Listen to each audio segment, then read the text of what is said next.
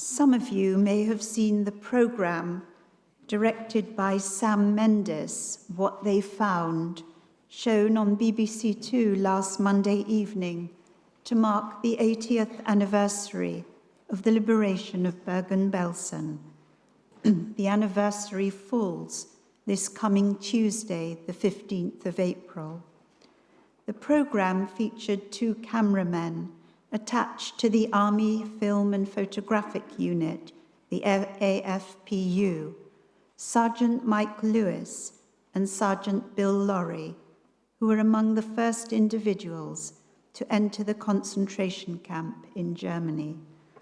The AFPU was set up in 1941 to produce an official record of the British Army's role during the Second World War. Mike Lewis, born in London at the end of World War I, whose parents were both Jewish, landed in Germany towards the end of March 1945 and joined the AFPU on the ground. Germany was in retreat, in a state of collapse. He describes refugees fleeing, grief everywhere, cities smashed by air raids. England, he said, seemed far away. He was stationed in a little town called Celle, and there he was joined by another member of the AFPU, Sergeant Bill Lorry.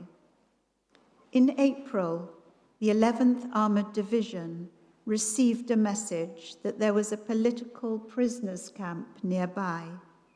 There were cases of typhus in the hospital, they were told, and they were asked by the Germans whether they, the British, would be willing to take it over to prevent escapees ravaging Europe with the disease.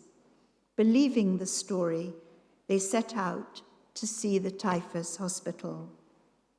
They describe driving up in a jeep through pine woods to a wire gate. And that place, said Lewis, was Belsen. You heard stories about what happened to Jewish people abroad, but Belsen was something different. The people standing behind a wire were not political prisoners. As they turned their faces towards the soldiers, one said, you are free. Every day, Sergeants Lewis and Lorry would film the inside of the camp, climbing up the wooden steps of watchtowers dotted around the camp. I've been thinking about this significant anniversary, which falls during our Festival of Freedom, and the silent film taken of those who survived and were liberated, and those who did not live. More disturbing than the words of the soldiers who were witnesses are the reels of film. They are unsparing, unspeakable, close shots of faces, limbs, and bodies of the dead, the glazed eyes, and the stillness of those too weak to move, the despair and hopelessness, a feeling that somehow the soldiers, as they put it, had landed on a different planet, a different earth, a hell. The film records Belsen through the eyes of the soldiers who first entered the camp and what they saw and found: no water, no food, other than 50 pounds of rotting turnips, and how difficult it was to tell the difference between the living and the dead. Belsen, Auschwitz, Majdanek, Sobibor, Helmo, the murder of millions was a terrifying rupture in our Jewish history.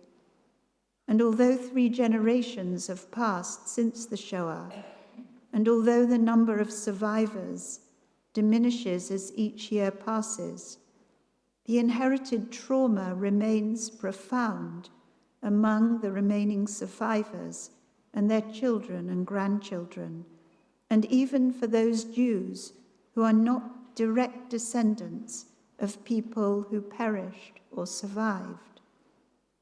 Open October the 7th opened a wound that was still raw, particularly in the state of Israel and also among Jews around the world.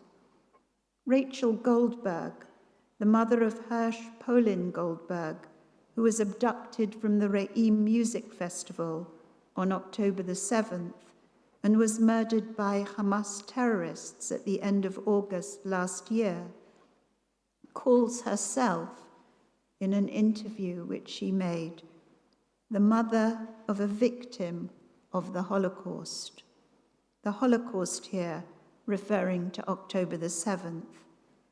And while there are still hostages held in tunnels in Gaza, alive and dead, it is, she said, impossible to move beyond the day which many people are likening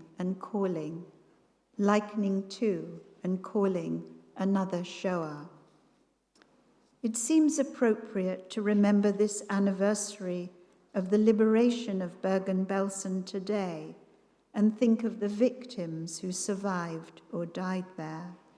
Rabbi Dr. Leslie Edgar, the second senior rabbi of the LJS, was a chaplain to the Jewish forces and was also among those who went into Bergen-Belsen to bury the dead and minister to the survivors. It was inevitable that the experience of standing alongside those individuals had an indelible and traumatic effect, and that no one was able to speak about at the time.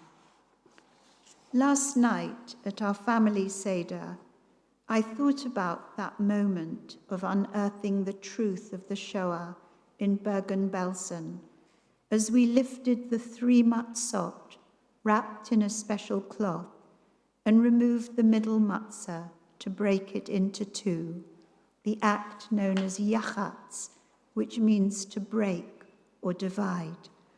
There are a number of interpretations regarding the 3 matzot. Some say it represents the 3 castes that existed within the Jewish people, the Kohanim, the priests, the Levites, and the Israelites. Others see the upper and lower matzot representing the lechem mishneh, the double portion of manna that fell before Sabbaths and festivals in the wilderness, so that the Israelites would not have to go out to gather food on the holy day itself, while the middle matzah represents the special duty to eat unleavened bread on Pesach. But a further reason was shared with me by my colleague Rabbi Rachel Benjamin, who learnt it from her teacher, that the outer 2 matzot represent redemption. One, the complete redemption of the Exodus from Egypt, and the other, the hoped for and complete redemption of a future messianic age. That leaves the broken matzah in the middle, which represents the present, incomplete, fragmented, disordered, broken. The smaller part returned to the cloth, a symbol of lechem oni, the bread of affliction or misery, which is discussed in what follows in the Haggadah, while the other broken part, the afikomen, is hidden.